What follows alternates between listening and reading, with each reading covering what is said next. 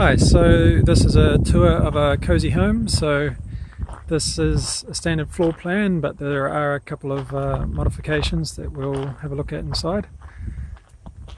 So these are French doors. One is standardly opening with a handle, and then the other can be opened out if you want to have some great indoor-outdoor flow. So coming inside, something they've chosen for the fit out on this one is to keep the walls on the outside walls around the whole perimeter the standard colour steel. So that's a titania colour steel. So it's powder coated, New Zealand colour steel, really easy to clean, and we've just filled the gaps or the joins between the panels to just take the shadow off those. But then on the internal walls, they've done hardwood veneer for like feature walls on the internal walls. There's a lot of different hardwoods or a lot of different veneers that we can use, different boards, or we can use wallpaper, but that's just a nice way of adding some colour, some features, and it also covers up some riveting channels that are down these walls. And it covers up the fact that the joins on the internal walls are up and down, whereas the joins on the outside walls are across. So this way all the joins are horizontal and standard, all the vertical ones are all covered with feature walls. So again, in the bedroom, titania walls. So this is an example of what it looks like if you don't cover the aluminium trim. So you do see some rivets and some aluminium, but it's all the same colour. Another possibility is to cover this with an angled fillet of wood and paint that the same colour as the panel. Or if you wallpaper, then the wallpaper mostly covers that. You just see a slight ripple in the corners. So this is what we typically call the guest bedroom. In this case, they wanted to have a wardrobe in the guest bedroom and in the master bedroom. And they also have a custom sliding door in the end of their guest bedroom. Normally that's just a window. So this is an example of the wardrobes. There are two towers connected by rails, and we'll just slide that out.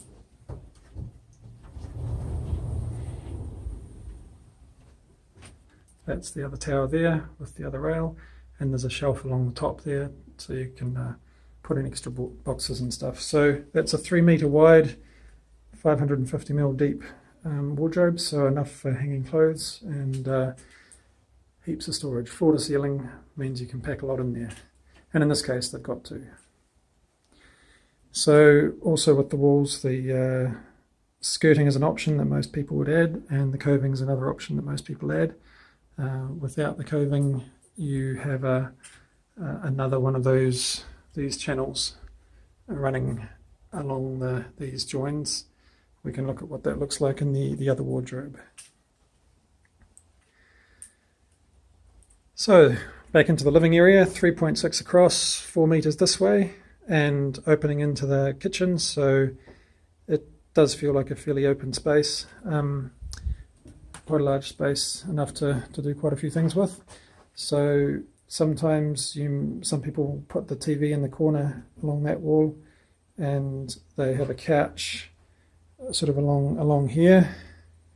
Other times they choose to have a wall across here, so that's another end panel and another cupboard above it that houses the fridge, and then that finishes this wall off, and they can put their TV across both of those panels, and they have their power and reception there, and then they can have the couches all the way back there.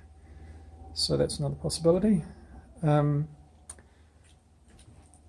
kitchen in this design, in this particular model, is the lower end kitchen, the cheaper kitchen. It has thermal wrapped, sorry, not thermal wrapped, it has the melamine edging on the drawers and the door fronts. we can also do thermal wrapped edging on the kitchens as well, and I can give you a quick example of that when we pop into another unit. So the standard layout's pretty typical. Oven hobs, normally it's a gas hobs. In this case they wanted electric. There are a few considerations you need to be aware of putting too much load on electric, but in this case that's what they wanted. Big wide deep drawers, normal doors under the bench, space for a 450mm dishwasher. They are a standard width, and they are reasonably easy to get, as most stores will have at least one or two 450 models. And then 450 drawers. Normally, again, in the higher end kitchen it's 4 drawers, in the lower end it's 3 drawers. And yeah, nice and close for cutlery tray for dining, that kind of thing.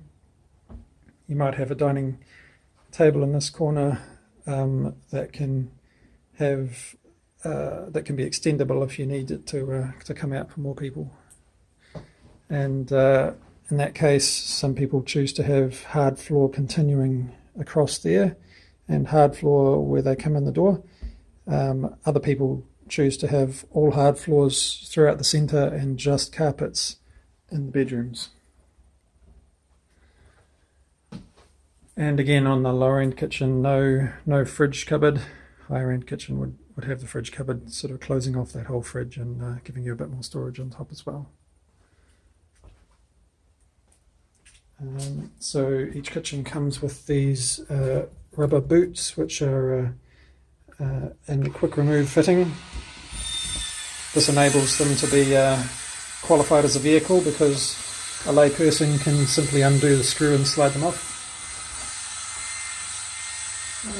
So the kitchen's quite large. It's a 3 meter bench space with another nook on the other side.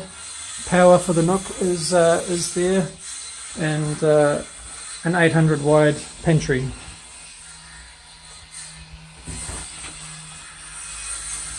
All soft closed doors on both levels of kitchen.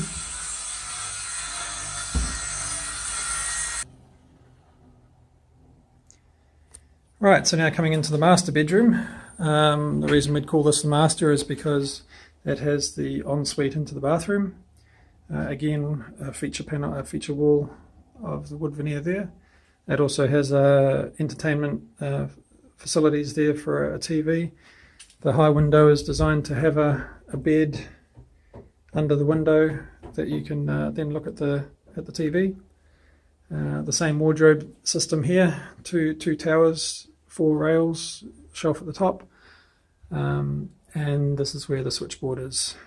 Now we are having that a little bit lower, a bit more accessible. This is what the tops look like if they don't have the coving on them, so the aluminium channel with rivets. Now you'll have seen a few blank plates around. This is future proofing. We do a lot of future proofing in our units to make sure that it works perfectly for you. So the blank plates on the back walls are for heat recovery ventilation or energy recovery ventilation. Not strictly in HRV, they're not actually doing any heat recovery, but the system we can recover the heat of the outgoing air and use it to warm up the incoming air, so it's saving a lot of power in winter, recovering about 80% of the energy in winter.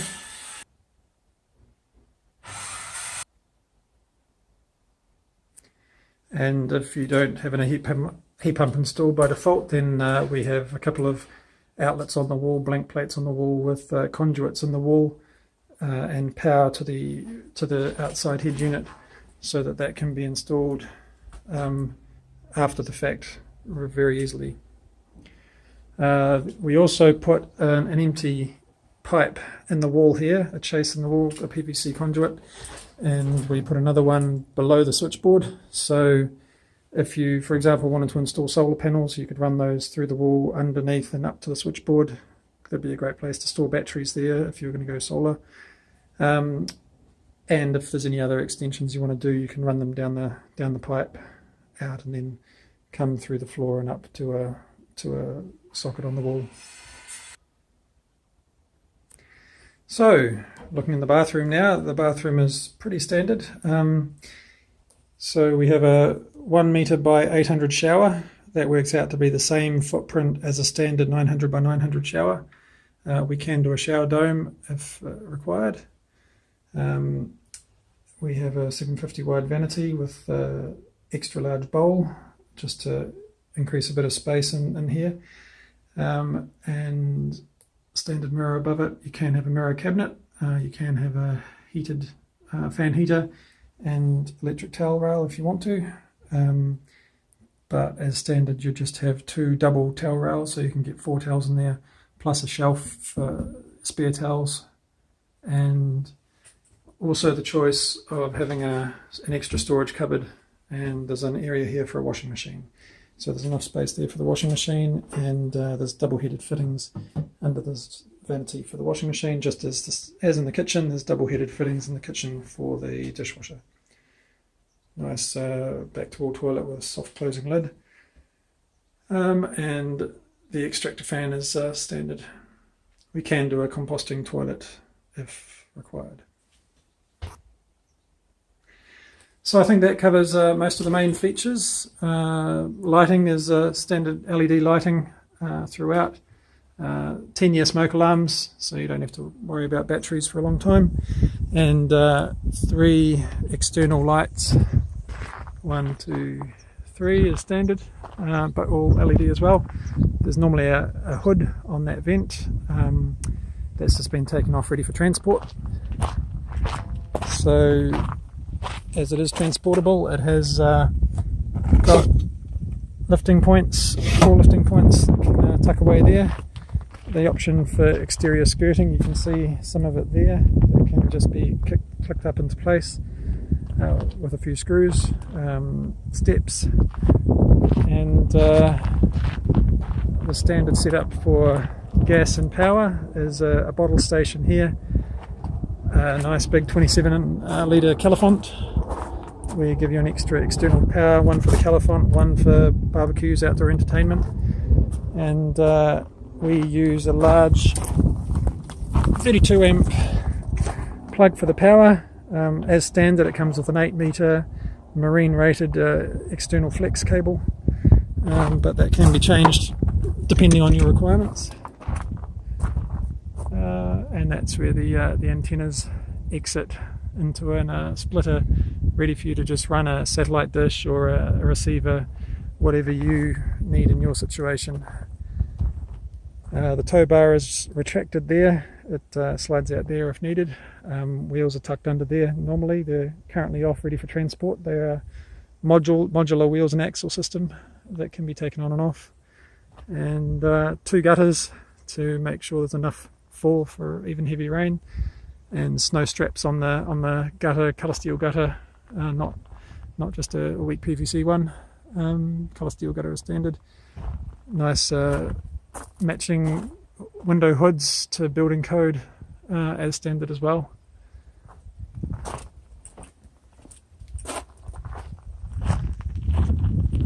So yeah, that's a pretty standard design. I'll go through a couple of other options that you can see in other units now. You can have white windows. These are awning windows which are pulling out. I'll give you a quick example of a tilt and turn window, which is standard for the dark windows. Okay, this is an example of a tilt and turn window. So the handle's down is locked. In halfway, you can open it this way. There is no stays in this way, so but you can get a rubber chock. It looks like a sort of a big rubber comma that can sit in there and keep the window open if you wanted it to stay open like that. But most people, to be honest, they kick it back like that, and so that way it's secure. Nobody can get in, no weather can get in, and it has the added advantage of being able to put fly screens on the outside, because nothing ever opens out, it only opens in. So the fly screens can be permanently installed, and you don't have the hassle of needing to open up a magnetic strap and open the handle and then close it again, that kind of thing. So this is a unit with a sliding door. That's a bit more affordable than the French doors. It also has a cat door installed for this particular client.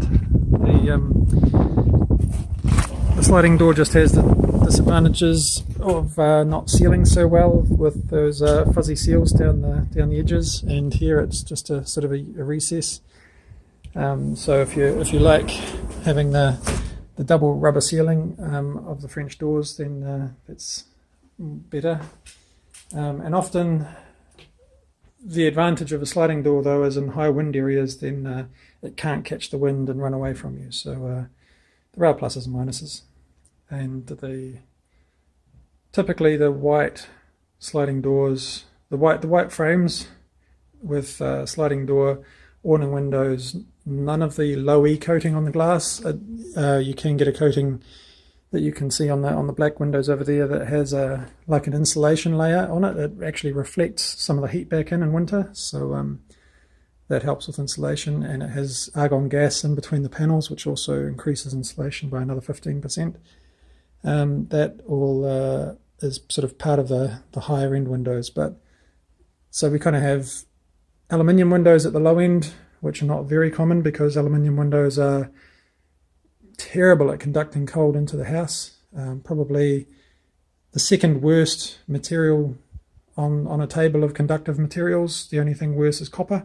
Even steel is 10 times less conducting of cold, 10 times more insulation with steel.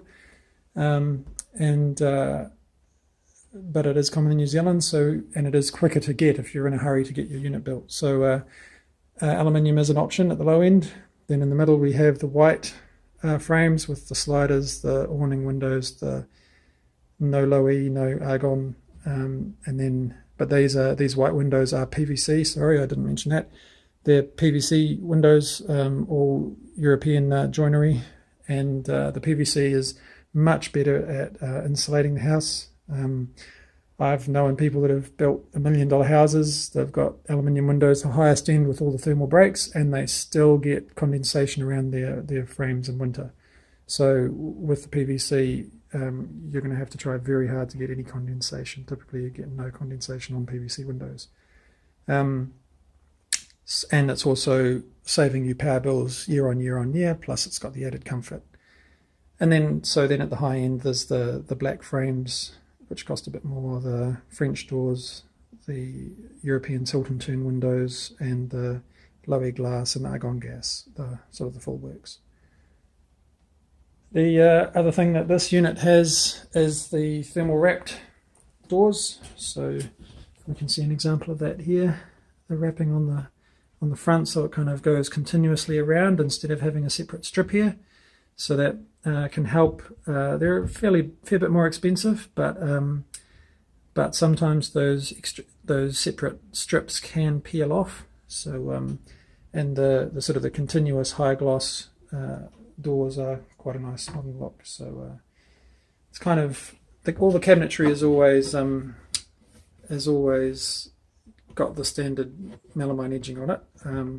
So it's really just the doors that are different, but it does give you a bit of a comparison there, the wrapped edge versus the square melamine edge.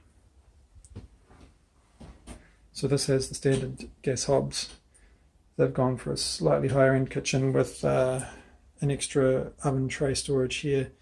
There's one at the bottom standard anyway, but except for in the lowest end kitchen. But they have added an extra one there, which also gives them more room on the wall for pot handles. And they've also got a 600 wide area for their dishwasher.